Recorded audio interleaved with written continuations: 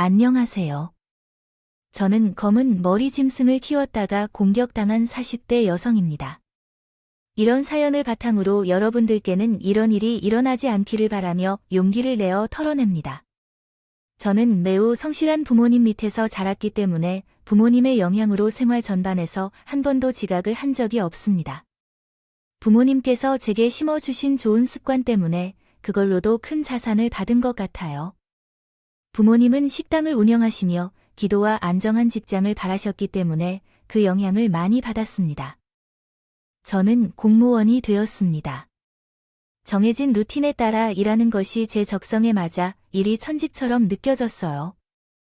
그리고 하나 둘 친해진 친구들이 결혼을 하면서 여기저기 소개팅 제안이 들어왔고요. 바로 그때 저도 남편을 만나게 되었습니다. IT 업계 스타트업 회사에 다니고 있는 그분은 다른 것은 몰라도 거짓이 없는 사람처럼 보였어요. 만날수록 서로 꾸밈없는 모습을 보여주며 편했습니다. 어느 정도 진지한 관계가 된 후에는 그분을 데리고 제 부모님의 운영하시는 식당에 간 적이 있어요. 제 남자친구가 부모님에게 마음에 들지 않을까봐 걱정했지만 도착하자마자 팔을 걷어붙이며 일을 도와주는 남자친구의 모습에 아버지는 매우 감겨하셨습니다.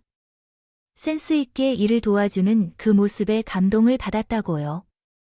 솔직히 방문자로 간 것이기에 도와주지 않아도 되는 일인데 넉살스럽게 어머님과 아버님을 대해주며 깍듯한 모습이 예의 바른 사람으로 보였어요. 우리 부모님이 운영하시는 식당이 꽤 크고 직원들도 오랫동안 일하신 분들이 많았고 그 동네에서는 유명한 맛집으로 알려진 정도였어요. 주변 사람들에겐 그냥 부모님이 식당을 하신다고만 언급하고 다녔지만 직접 와본 사람들은 그 식당을 보며 저에게는 이런 말을 하곤 했어요. 야, 이 모든 게 얼마냐? 너 버리겠네.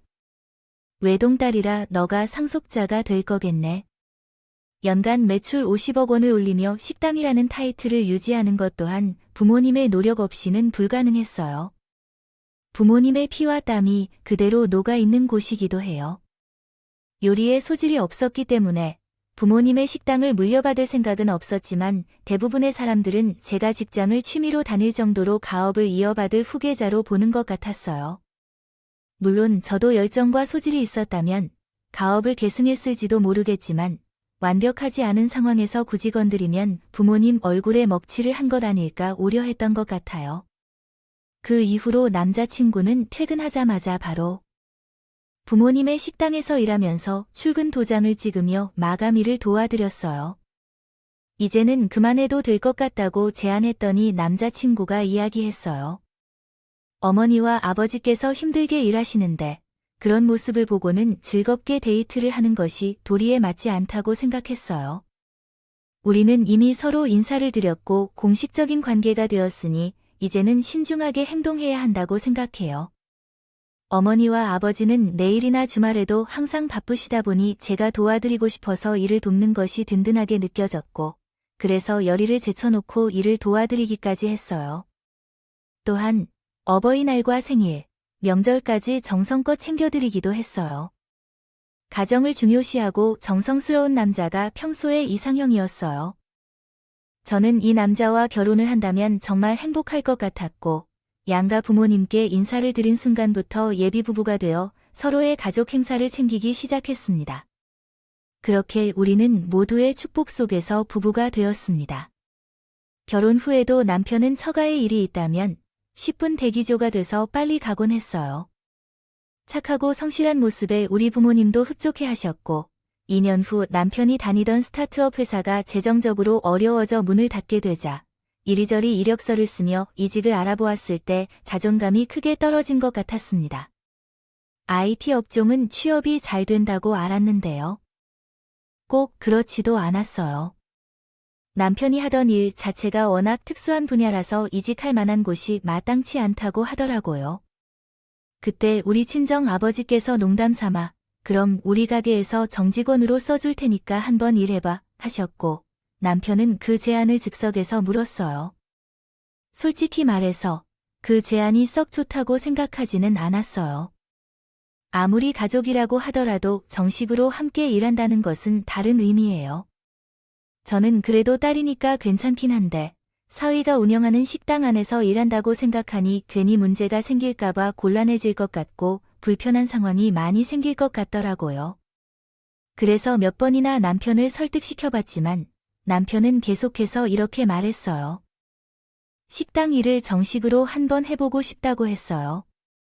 자신도 언젠가 요식업에 뛰어드는 것이 목표이기 때문에 이번에는 처가 식구들에게 노하우를 전수받고 싶대요. 그래서 남편은 다니던 회사를 그만두고 우리 식당에서 총괄 매니저로 일을 시작했어요. 걱정과는 다르게 친정 부모님과 별 탈 없이 잘 지내는 것 같더라고요. 오히려 부모님은 힘 좋은 사위가 짐도 번쩍번쩍 들어주고 허드레시를 대신 해주니까 너무 고맙다고 하셨어요. 저는 직장에 있는 시간이 길어져서 남편이 우리 부모님과 함께 있는 시간이 제보다 더 길었기 때문에요. 동네 분들은 어느새 제 남편을 그 식당의 아들로 인식하시더라고요. 제 부모님도 제 남편을 아들처럼 생각하셨어요. 제 부모님을 위해 이렇게 힘써주는 남편에게 너무 고마웠고, 저 또한 앞으로 남편에게 잘해야겠다는 생각에 시댁 식구들에게 최선을 다했습니다. 남편은 친정 식구들에게 잘하고, 저는 시댁 식구들을 챙기고 이게 선순환이 되더라고요. 덕분에 남편과 다투는 일이 별로 없었어요. 서로를 고맙게 생각하고 있었기 때문이죠. 그렇게 몇 년의 세월이 흘렀고 부모님의 나이가 어느새 이른을 바라보고 계실 때 저와 남편을 불러서 저희에게 하신 말씀은 다음과 같았습니다. 이제 우리도 은퇴를 결심했다. 은퇴하려니 다리도 아프고 몸도 예전 같지 않네. 그리고 너도 잘 키워서 시집도 보냈으니 우리도 이제 노년을 즐겨야겠지. 그래서 식당은 뭐 사위가 알아서 잘 챙겨주겠지. 청춘어람이 우리보다 더 나았더라. 부모님은 은퇴를 결심하면서 식당에서 큰 변화가 있었다고 하셨어요. 원래는 딸인 저에게 물려주고 싶어 하셨지만 제 직업 특성상 겸업이 금지되어 있었고 남편이 식당 전반을 잘 이해하고 있어서 남편이 그 식당을 물려받게 됐어요. 누가 물려받던지 제게는 상관이 없었지만 주변 친구들은 걱정 어린 눈길을 보내더라도 남편이 잘 감시하고 있는 건 단순한 식당이 아니라 매년 수익 50억 원을 올리는 식당인데 나중에 뒤통수를 맞지 않도록 조심하라는 얘기야. 그런 사람 아닐 거야. 돈 앞에서는 누구나 땀 흘릴 수 있다는 걸 명심해. 물론 내 남편은 성실하고 착한 건 나도 잘 알아. 하지만 친구로서 걱정되니까 아무튼 내 남편을 잘 잡았네. 부인이 잘 만나서 호박이 넝쿨같이 굴러들어온 것 같아. 이건 뭐 남자 버전의 신데렐라나 다를 바 없잖아. 주변 사람들이 많이 걱정을 했지만 저는 남편이 전혀 걱정되지 않았어요. 심지어 100원이라도 철저하고 투명하게. 계산하고 맞지 않으면 밤을 새 정도로 철저한 사람이었습니다. 딴짓을 할 마음이 있었으면 이미 낌새를 보였겠죠. 또한 일을 얼마나 꼼꼼히 했는데 테이블에 먼지 한 톨이라도 발견하는 날에는 직원 회의를 열면서 다시 역할을 분담하는 사람이었습니다.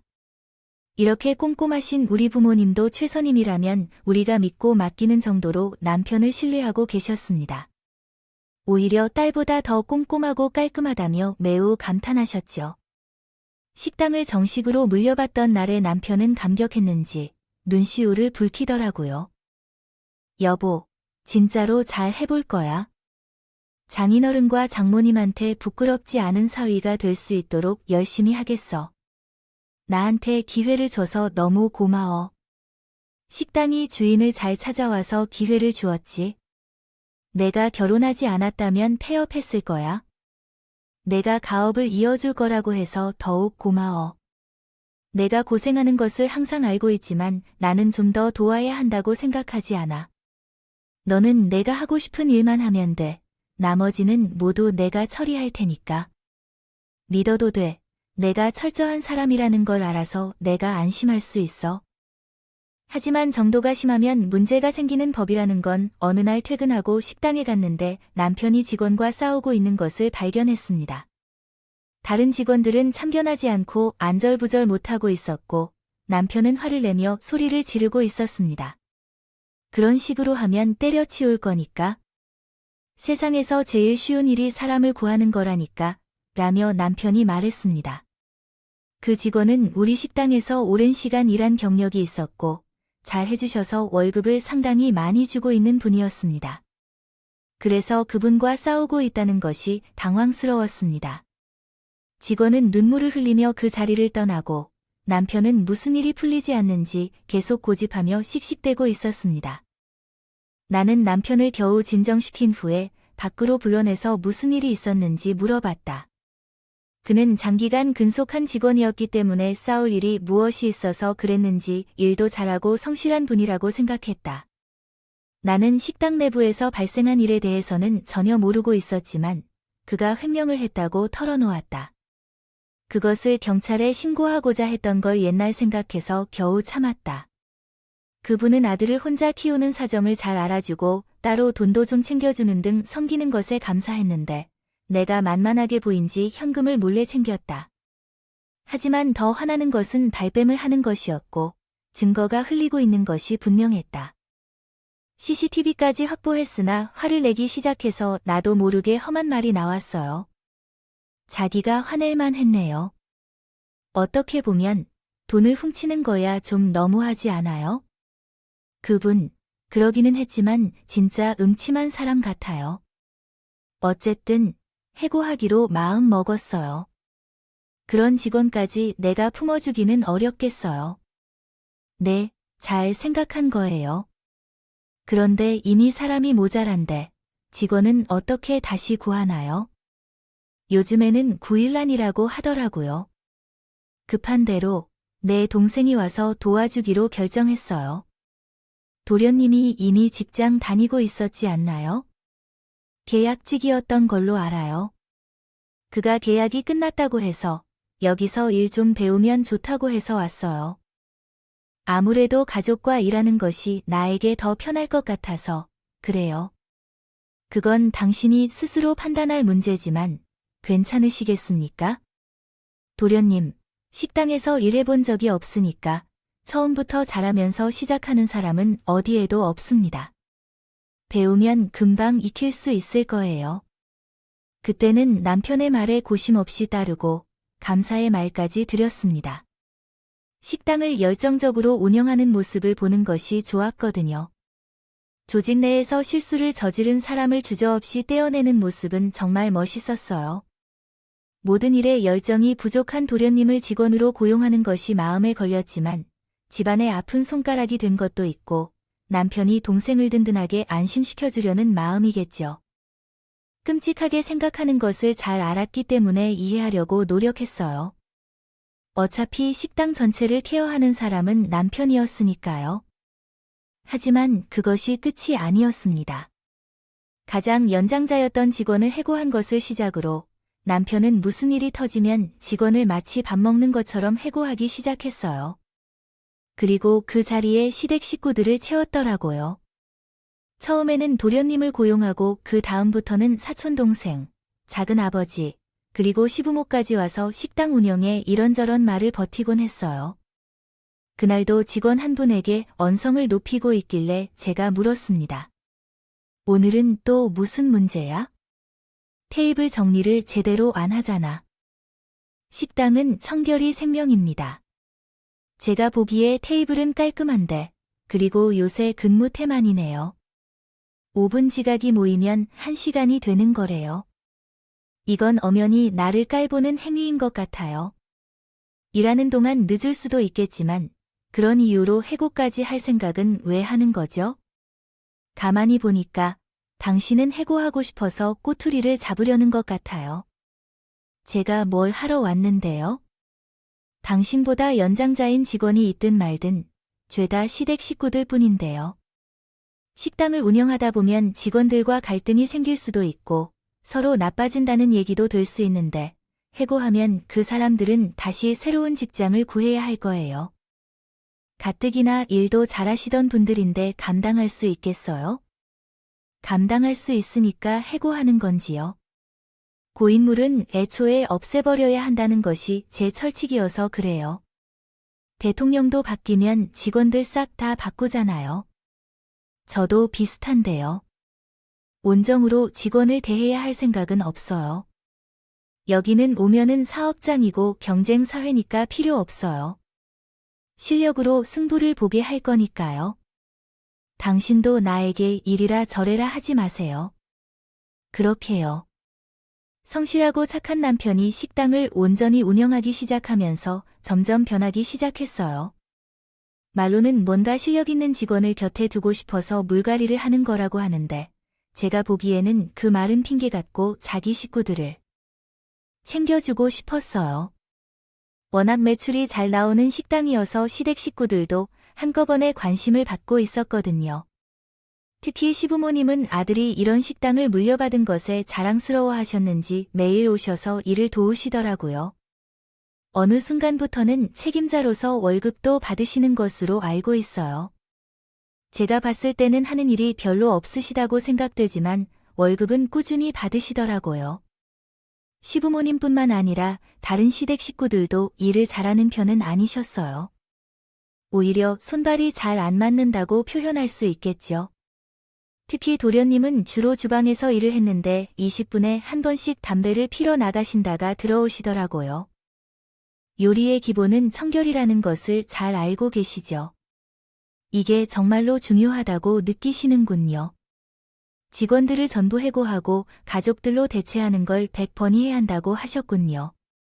그래서 저렇게 열심히 일을 해야 할 것이라고 생각하는데 이게 아니에요. 이런 것도 대충하고 청소도 대충하고 한 번은 식당에 들어갔는데 걸레 냄새가 너무 심해서 경악을 했어요. 대걸레를 세탁하지도 않고 쓴 걸 다시 사용했을 거라고요. 그렇게 보니까 한숨이 절로 나오더라고요. 이런 광경을 볼 때마다 예전 직원들이 그리웠어요. 어릴 적부터 함께 일해주셨던 분이셨고 정이 많이 들었기 때문에 비록 부정적인 이별을 했더라도 계속해서 마음이 쓰여지더라는 거죠. 그래서 과일 바구니를 들고 해고당했어요. 직원분을 찾아간 적이 있었어요. 이모님, 잘 지내셨어요? 그때 그냥 그렇게 헤어지고 마음이 쓰여서 얼굴이라도 뵙고 싶은 마음에 무례했다면 죄송해요. 아이고, 이게 누구야? 뭐 이런 걸 사들고 와서 가볍게 오지? 그래도 저희 가족에게는 은인이나 다름없는 분이신데 갑자기 해고당하셔서 많이 놀라셨죠. 처음에는 많이 억울했지. 그래도 어쩌겠어. 바뀐 사장이 나더러 나가라는데 철이 싫으면 중이 떠나야지. 근데 제가 듣기로는 횡령을 하셨다고 한다던데 솔직히 믿기 힘들어서요. 그게 정말이에요. 제가 아는 이모님은 절대로 그럴 분이 아닌 것 같은데. 박수욱 횡령이라니 내 남편이 그런 말을 하는 것을 목격해서야 고용 해지할 수밖에 없었다고. 횡령이 어떻게 카운터를 24시간 감시하고 있는 사장을 속일 수 있다는 거려? 커피 믹스 하나 까먹을 때마다 민감한 장소에서 그게 가능할까요? 그럼 왜 해고당하셨는지요? 그때마다 하루 종일 전화기를 붙잡고 가족들과 통화하고 있는 것 같았는데 마련해 놨다며 출근만 하면 된다고 해서 식구들을 고용하고 있었다고. 그럴 때마다 어김없이 한 명씩 해고당하기도 했어요. 우리 사이에서는 순번까지 정해놨다고 하셨는데 이번에는 제 차례라고 생각해서요. 해고하고 싶은 직원이 있는 거려. 그러니까 하루 종일 불을 켜고 있는 그 말씀이시죠. 실수하는 것들만 지켜보시다가 만약 실수를 하나도 안 하신다면 누명을 뒤집어서 대우하려 한다고 합니다. 제가 억울해서 노동청에 신고까지 할 뻔했는데 얘기하는 사장님의 얼굴을 보고 참았습니다. 그래도 아들 하나를 키우면서 월급도 많이 올려주시고 땀 비하여 잘 사는 데다. 정말 황당하다고 해야겠죠. 알고 보니 그 직원은 횡령한 사실도 없이 그냥 누명을 뒤집어 사용한 채로 꼼짝없이 해고를 당한 것이었습니다. 그냥 남편이 도련님을 고용하고 싶어서 꾸민 얼마 안 되는 계획에 휘말린 것뿐이었죠. 너무 화가 나서 그에게 거짓말을 한 적이 있잖아요. 그날 밤 늦게 집에 들어온 남편을 붙잡고 물어봤습니다. 요즘 식당 운영 잘 되고 있나요? 당연하지요. 요새 술술 잘 풀리고 있는데 왜 내 눈에는 아닌 것 같은 것 같아요. 얼마 전에 갔더니 걸레 냄새가 문 밖까지 풍겼어요. 다른 부분은 모르겠지만 밥 먹는 곳이잖아요. 그래서 냄새는 안 나게 해야죠. 아, 그 대걸레 냄새 그것 버렸어요. 이제는 안 날 거예요. 그리고 청결이 예전처럼 좋지 않아 솔직히 예전 직원들이 있을 때가 더 좋았던 것 같아요. 다시 고용할 수는 없어요. 잘못 저지른 직원들을 다시 불러내라고 내가 뭐 하러요. 그리고 미안한데 식당 일은 내가 알아서 할게요. 그래도 마감하고 온 사람에게 이야기를 해야겠어요. 나도요. 지치고 어렵습니다. 말을 하고 싶은데 지금 식당 직원 대부분이 시댁 식구들인 걸 알아요. 어떻게 된 거죠? 어쩌다 보니 그렇게 됐네요. 너무 가족만 고용하는 게 좀 그렇죠. 가뜩이나 식당 경험이 없는 분들이니까 걱정돼서 그래요. 손발이 딱딱 맞아도 겨우 운영할 판에 지금 약간 정신이 없어 보이네요. 이대로 가면 진짜로 순식간에 큰일이 날 것 같아요. 당신도 식당 경험 전무하죠. 그런데 지금 나를 가르치려는 건가요? 나는 부모님이 평생 식당을 운영하셔서 옆에서 많이 봤거든요. 그리고 순수하게 손님 입장에서 말해주는 거죠. 확실히 예전과 달라졌어요. 이제는 내 가족들이 식당에서 일하지 않는 건데 온가 보세요. 제가 그런 말을 한 적이 언제 있었나요? 항상 그랬던 것 아닌가요? 여러분은 무시하는 태도를 조금 고치셔서 사람들을 기분 나쁘게 만들지 마세요. 제가 누군가를 무시한다고 해서 지금 당신이 저한테 짜증내는 게 아니잖아요. 솔직히 그런 일을 하다 보면 좋지 않은 말도 들리고 꾸준히 개선해 나가야 하는데 왜 당신은 들어주려 하지도 않나요? 저희 부모님께서 식당을 맡기자마자 직원들을 일괄적으로 해고하는 경우는 어디 있는지요? 오늘 해고당한 이모님을 만나러 오는 길인데 횡령 같은 일을 하지도 않았다고 하더군요. 한 잔의 믹스커피조차도 제대로 마시지 못했다고 하더군요. 내 식구들도 먹고 사는 거 아니야? 너는 우리 엄마 아빠보다 그 이모님이 더 중요한 거야? 그만 좀 해. 가만히 있기도 바빠서 스트레스 받고 짜증나. 사람을 붙잡고 잔소리를 하고 싶어? 얼마나 어깨에 무게가 실렸는지 알기라도 해? 남편이 힘들어하는데 도와주지도 못하는데 이상한 소리를 하고 있으니까 집에 도착하면 더 피곤해져. 변했어. 진짜로 예전 모습 하나도 없어.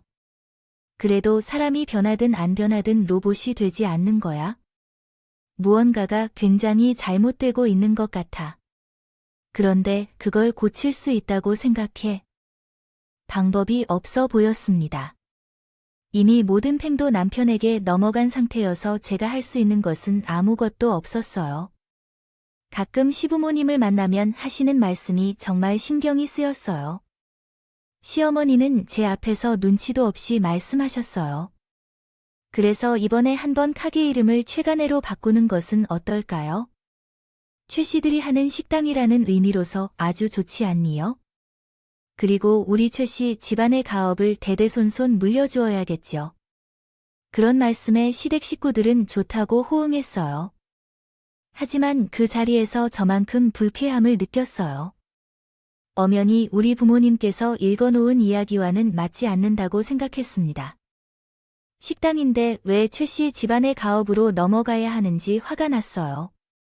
우리 부모님께서는 사위에게 가게를 물려주신 이유가 딸의 남편인 저로서 우리 집안의 가족으로서 식당을 잘 보존해 주기를 바라셨던 것이라고 생각해요. 그러나 시간이 지날수록 그 의미가 퇴색되고 있는 것이 안타까웠어요. 아무튼 시댁 식구들은 식당이 자신들의 가업인 것처럼 행동하며 과시를 해왔지만 실제로는 식당 내부 시스템을 살펴보지 못한 것 같았어요. 예전이었다면 반대하고 조언했을 텐데 제 말을 듣지 않는 남편이라서 나도 점차 디스파잇 어찌됐든 으로 해석되어 불용어. 지치더라고요. 그래서 저도 나중에는 되는 대로 되라는 식으로 내버려둬요. 뭐 알아서 하겠지 싶은 마음이었죠. 그러던 어느 날이었어요. 남편이 직원들과 회식을 하느라 늦게 들어온다는 거예요. 저는 또 잔소리를 할 수밖에 없었어요. 또 회식이야. 요새 자꾸 술을 늦게까지 마셔서 새벽 시장에도 못 가고 있잖아. 술 좀 적당히 마셔. 그러다가 재료도 못 사러 가면 어떡해. 알았다고. 내가 알아서 할 테니까 전화 좀 그만해. 내가 애 아니야. 저번에 회식한다고 해놓고 연락도 안 됐잖아. 전화라도 잘 받으면 내가 이렇게까지는 안 할 텐데. 내일 새벽 시장에 갈 거지요. 재료가 다 떨어졌다는 건 알고 있지만 어쨌든 늦게 도착할 거야. 미리 잤다가 전화가 올 거지. 제가 전화를 받기 전에 남편이 귀찮다는 듯이 나를 끊었어요. 일주일에 4번 이상 술을 마시느라 새벽에 들어오는 남편을 어디까지 이해해야 할까요? 이제 한계에 다다르고 있어요. 성실하게 일할 때는 새벽 4시에 일어나서 새벽 시장으로 가서 신선한 재료를 사고 오픈 준비를 했었지만 이제는 쿨쿨 자느라 새벽 시장에 가지도 못하고 동네 슈퍼에서 풀이 죽은 야채를 사다 대충 만들다 보니 음식 퀄리티가 예전만 못해요. 저 혼자 안절부절하며 발을 동동거리는데 남편을 비롯한 시댁 식구들은 그게 뭐라고 하는 식으로요. 넘어가더라고요.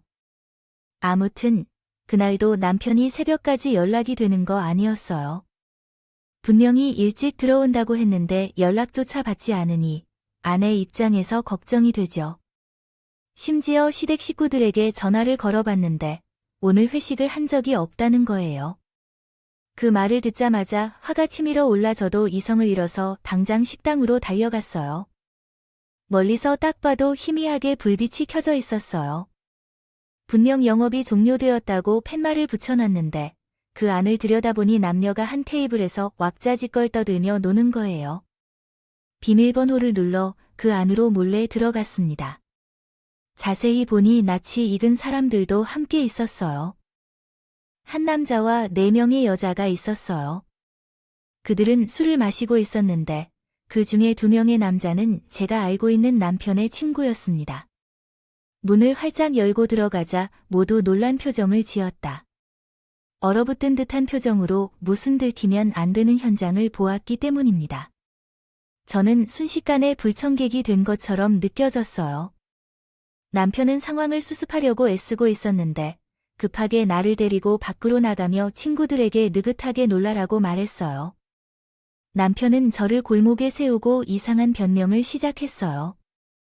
아니야, 형섭이 생일이니까 오늘 그랬어. 생일 파티를 지을 만한 장소가 없어서 그냥 식당에서 간단히 식사를 했어요. 오늘 회식이라며 한 뒤 다른 약속이 있어서 엄마께 전화해봤더니 아무래도 오늘 회식이 아니었다고 하셨어요. 어르신들 빼고 젊은 사람들끼리 모여 먹는 게 회식이라고 생각해서 그런 거죠. 이 상황을 어떻게 받아들여야 할지 모르겠어요. 남녀가 함께 술을 마시고 노는데 내 남편도 그 무리에 있는 게 이해가 안 되죠. 아, 그리고 나 옆에 여자가 앉아 있는 건 조금 이해하기 힘든 거예요. 다시 말하지만 그냥 친한 사이예요. 그 여자는 형섭이의 친구들 중에 있어요. 오늘은요. 생일 파티에 축하해 잠깐 왔어. 나는 그냥 장소만 빌려주려고 했지. 그런데 놀다 보니까 시간이 늦은 줄 몰랐어.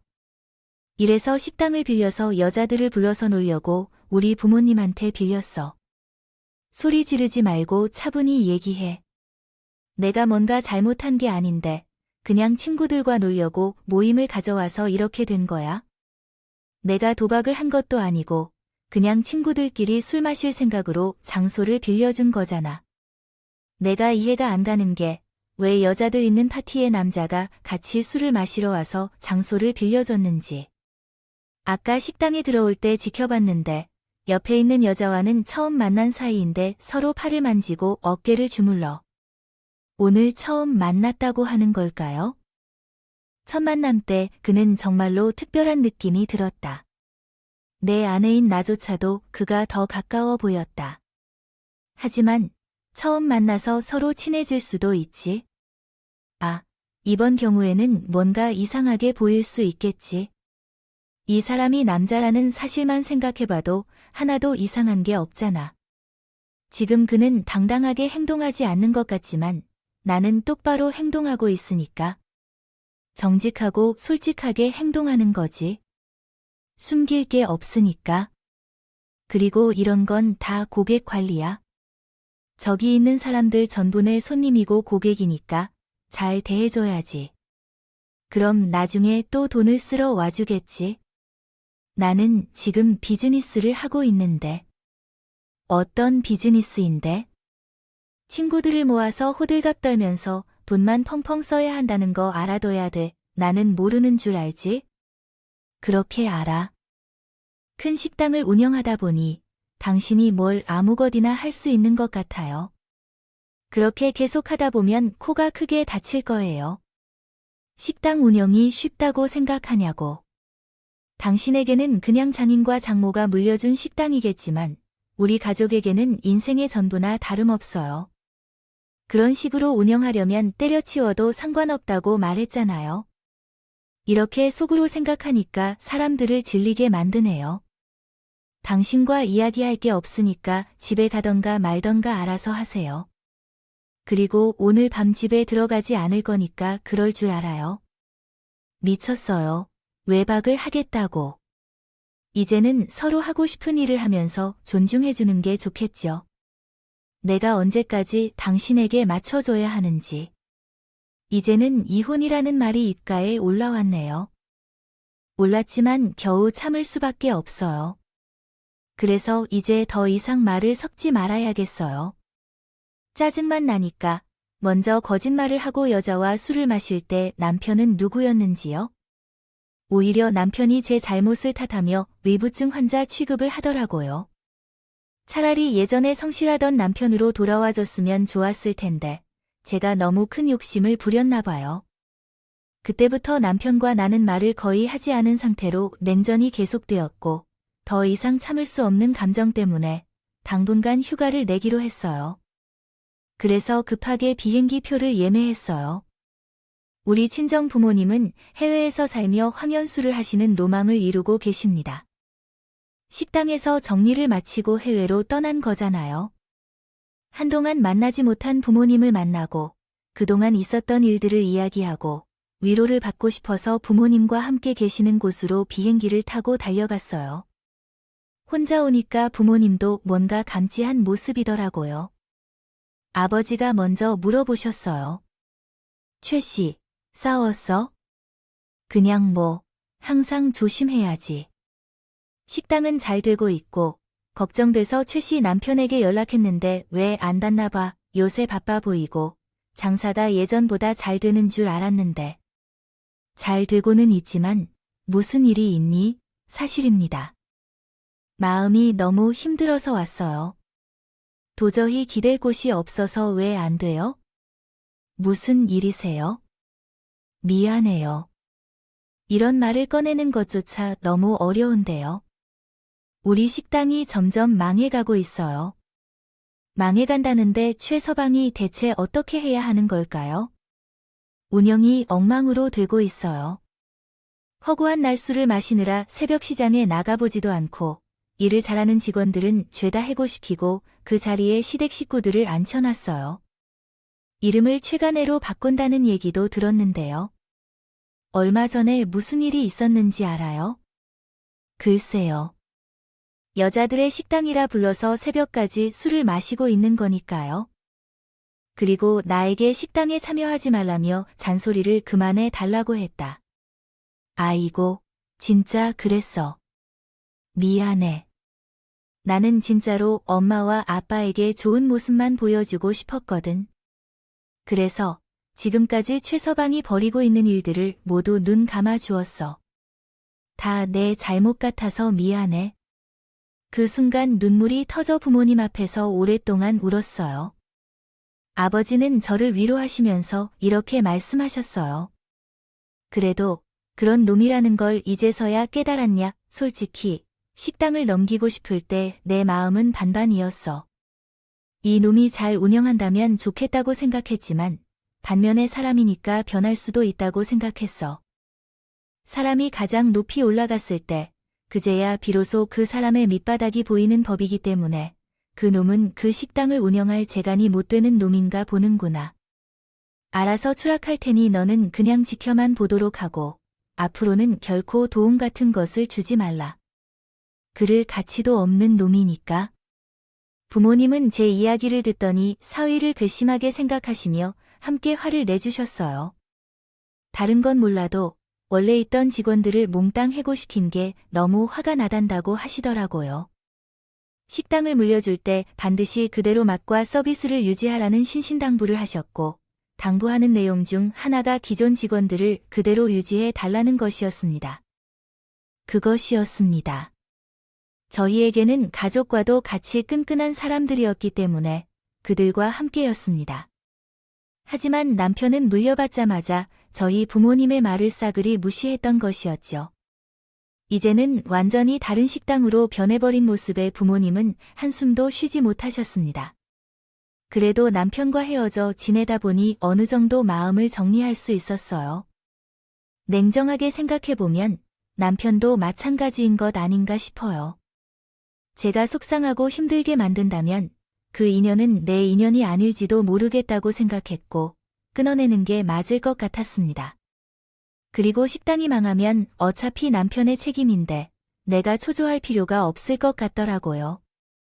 또한 남편의 책임인데 제가 여태까지 함께했던 것 같았습니다. 제가 한 몸이라고 생각했기 때문에 집착을 한 거였더라고요. 모든 걸 내려놓으니 비로소 보이지 않았던 것들이 보이기 시작했습니다. 그곳에서 부모님과 작전 회의를 하며 좀 쉬다가 다시 한국으로 귀국했어요. 그리고 저는 그때부터 완전히 컨셉을 바꾸기 시작했죠. 무관심이었어요. 남편이 어디서 뭘 하든 식당 운영을 어떻게 하든 하나도 신경 쓰지 않았어요. 그랬더니 남편은 제가 유순해졌다고 생각했는지 오히려 그때부터 저에게 잘해주기 시작하더라고요. 하지만 그때 제 마음은 이미 정리되고 난 후였습니다. 가만히 내버려 두니까 알아서 점점 파국으로 치닫더라고요. 술 마시느라 새벽 시장에 가지도 않았습니다. 재료의 신선도가 떨어져서 음식의 맛이 엉망이 되어 손님들이 줄어들었습니다. 이러한 상황에서 정말로 식당이 망할 것 같았지만 나는 손을 놓고 지켜보았습니다. 제 식당이 위기에 처해 있다는 것에 남편은 눈치채지 못했고 그는 친척이나 지인까지 직원으로 고용시켰고 규모를 확장시켰습니다. 그러나 내가 알고 있었던 바로는 매일 혼자 오는 단골 손님이 있었는데 술자리에서 남편 옆에 앉아있던 여자가 바로 그 손님이었습니다. 나는 이 여자와 남편의 관계가 보통이 아니라는 것을 오랫동안 알고 있었지만 이를 내버려 두었습니다. 적당한 때에 남편을 응징하기 위해서는 참고 참아야 했어요. 그렇게 아슬아슬한 식당 운영은 1년 만에 마무리되었죠. 폐업 위기에 처해졌던 것이죠.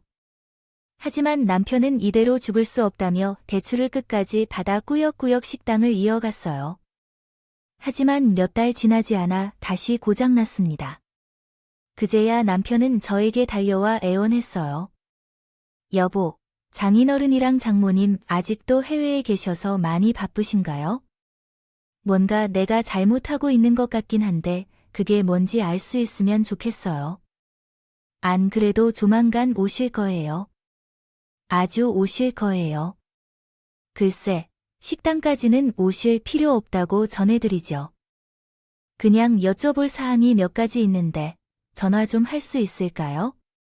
부모님 친정에서는 얼마 후에 한국으로 작전을 시작하러 귀국하셨습니다. 그 괘씸한 사위를 위해 서프라이즈를 준비하신 것이죠. 우리가 준비한 작전이 무엇인지 물으셨는데 바로 같은 동네에 식당을 새로 오픈하는 것이었습니다. 이때 저는 직장을 그만두고 아버지와 함께 요식업에 뛰어들기로 약속했습니다. 저는 맡아서 아주 제대로 이어나가기로 결심했어요. 식당을 개업한 후 간판 옆에 여기가 진짜 원조입니다. 라고 써 붙였습니다. 또한 소문에 의하면 맛이 변했다는 얘기가 돌아다니고 있어서 새로운 원조로 손님들이 많이 찾아오셨습니다. 찾아오셨어요. 그리고 해고됐던 직원분들을 그대로 다시 모셔왔습니다. 어벤져스가 다시 탄생한 것이죠. 원조에 등장한 남편의 식당은 순식간에 폭삭 무너지고 말았어요. 화가 난 남편은 따지로 찾아왔다가 우리 부모님의 얼굴을 마주하더니 기겁하며 놀라더라고요. 장인어른이 여기 오는 이유가 뭐냐고 물으니 너가 하도 개차반으로 식당을 운영해서 도저히 구제불능이라 우리가 새롭게 업했네. 공정하게 경쟁해보자고 그럼 저한테 먼저 말씀하셔야 했죠. 전 그것도 몰랐고 지금 식당에 돈만 쏟아붓느라 빚을 지게 되었는데 직원들에게 월급도 못 주고 있다고 해요. 그건 자네 사정이지. 어쨌든 제가 잘못했습니다. 제 실수를 인정하고 폐업하겠습니다. 그리고 이제 저도 여기로 옮겨야 하나요? 저희 직원들은 어떻게 되나요? 무슨 말이야? 자네가 왜 우리 식당에서 일하기 전에는 자네 스스로 살 길을 찾아야 하는 거 아닌가? 그게 무슨 우리 딸이랑 당장 이혼하게 되기 전에 같은 놈을 낼 사위로 받아들일 수 없으니까? 지금 식당 운영을 잘못해서 제가 물러서는 건가요? 사람이 살다 보면 실수할 수도 있는 거잖아요. 앞으로 그런 일 없이 살아야 사람이 귀중하다는 것을 알아야죠. 장인어른이 갑자기 왜 그러시는 거죠? 다른 건 몰라도 내 딸이 눈물을 흘리게 했던 것은 용서 못하네. 그리고 내가 보기에 당신은 변했을 것 같지 않아요? 수도 없는 인간이야. 내가 다시 기회를 주겠다 해도 전과 같은 짓을 반복할 것이 분명한데 내가 무슨 이유로 내게 기회를 주겠나. 조심 잃지 말라고 신신당부했는데 썩 나가주게, 아버님. 진짜로 잘 하겠습니다. 제가 욕심이 과했습니다. 제 식구들을 먹여 살려야겠다는 생각 때문에 잠시 아버님과의 약속을 잊었어요. 앞으로는 결코 헛된 짓은 하지 않겠습니다. 시키는 대로만 할 거예요. 이혼 준비를 하게 할 거나 싶어도 그 꼴은 보기 싫어요. 식당도 파업하고 이혼 통보까지 들었던 남편은 순식간에 낭떠러지로 떨어지고 그제야 제게 매달리기 시작했어요. 여보, 거짓말이 아니야. 이혼은 무슨 이혼이야. 부부라는 게 원래 어려운 상황일 때 서로 돕는 거잖아. 당신은 내가 어려울 때 도와줘서 무시하고 피하기만 했는데 내가 언제 알아? 이혼이라는 게 원래 명분이 있어야 하는 거를 알겠지? 내가 거절하면 당신도 이혼할 수 없어. 내가 그거 모르고 이혼 준비하고 있을까 봐 걱정돼. 쌓인 것들이 명분이니까 걱정하지 마. 여보, 그러지 말고 다시 한 번만 생각해 주세요. 당신이 장인어른을 설득해 준다면 안 될까? 나 진짜 벌어놓은 일을 수습할 수도 없고 지금은 빚 때문에 길바닥에 나앉게 되었어. 그것 참 안타깝네. 누가 그런 식으로 운영하래요? 내가 분명히 말했어.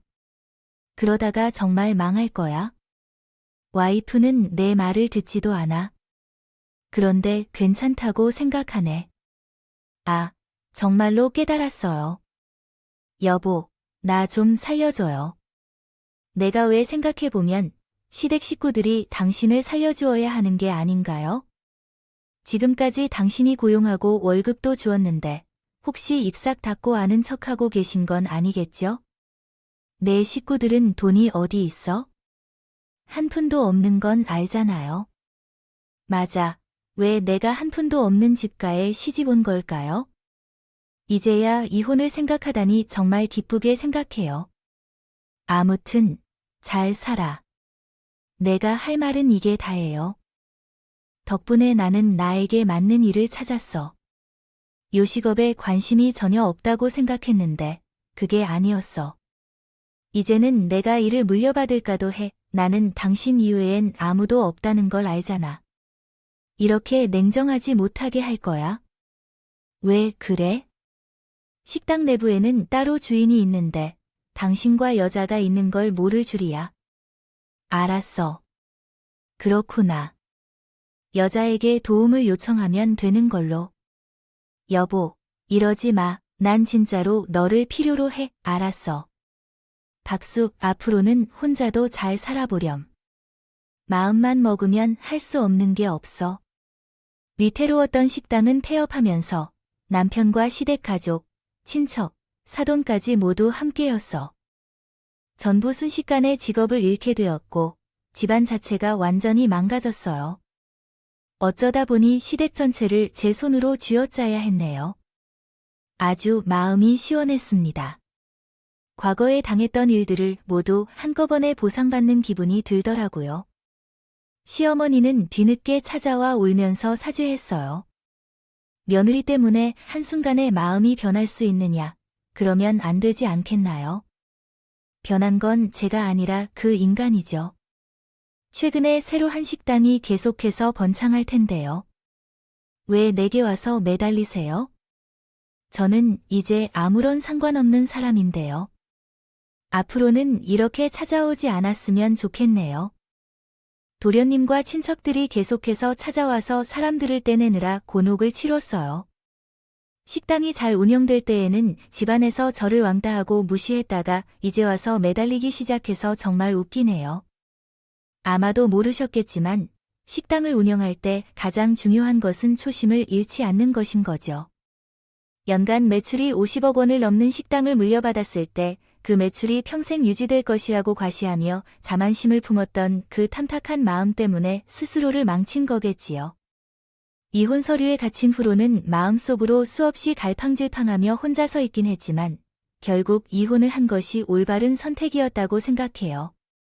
만약에 그 인간과 계속 살았다면 평생 동안 시댁 식구들의 ATM으로만 살았으나 착취당하다가 버려졌을 것 같아요.